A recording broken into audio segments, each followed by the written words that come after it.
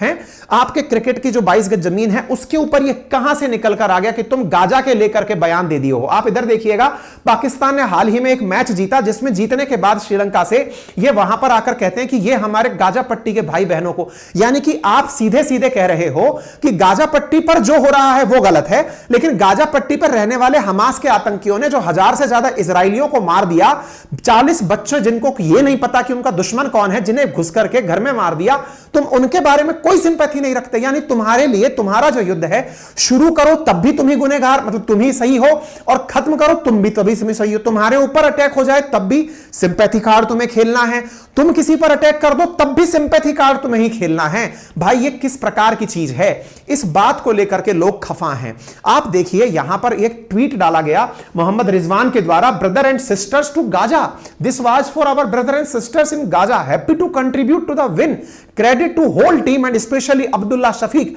And Hasan Ali for making it easier. भाई साहब इस प्रकार से ये चीज को याद कर रहे हैं, और साथ में क्या बोल रहे हैं कि extremely grateful to the people of Hyderabad for amazing hospitality and support throughout. अजी साहब, हम अपने यहां पर आए हुए, गेट पर आए हुए कुत्ते को भी रोटी डालते हैं, ये हमारे संस्कार हैं।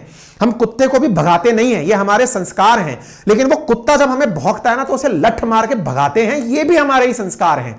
अब ऐसी स्थिति में हमें यह तय करना है कि कुत्ते को रोटी डाली जाए, इतना संस्कार हमें समझ में आता है। हैदराबादी बिरयानी तुम्हें परोसी गई, ठीक है, तुम हमारे देश में आए हो, वर्ल्ड कप के अंदर एक मेहमान के रूप में हमारे साथ शामिल हुए, समझ में आता है, लेकिन इस समझ को तुम यार दुस्साहस में मत बदल दो भाई। और इंडियन से भी निवेदन है कि वो अपनी थोड़ी लाइन लेंथ को बरकरार रखें, डिग्निफाइड फील करें कि वो इंडियन है।